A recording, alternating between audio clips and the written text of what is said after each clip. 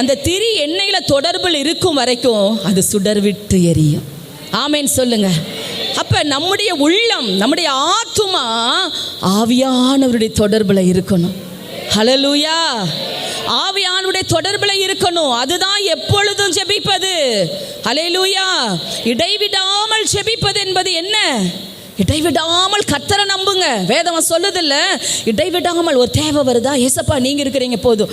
சமைக்கும் போது ஏசப்பா நான் சமைக்கிறேன், சாப்பாடு இன்னைக்கு டேஸ்ட்டாக வரணும். சமைச்சிக்கிட்டே ஒரு மிஷினரிக்காக ஜெபம் பண்ணிடலாம், சமைச்சிக்கிட்டே ஒரு தேசத்துக்காக ஜெபிச்சிடலாம், துணி துவைச்சிக்கிட்டே இப்போ திண்டுக்கல் பட்டணத்துக்காக ஜெபிச்சிடலாம், சமைச்சிக்கிட்டே சிறுவர்களுக்காக ஜெபிச்சிடலாம், துணி துவைச்சிக்கிட்டே வாலிபர்களுக்காக ஜெபிச்சிடலாம். ஜெபிக்கலாமா?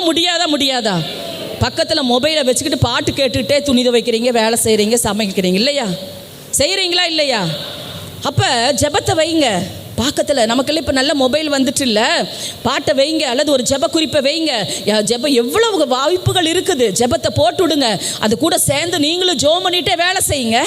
உங்களால் கான்சன்ட்ரேட் பண்ணி வேலை செய்யும் போதும் ஜெபிக்க முடியலன்னா அதை போட்டு விடுங்க.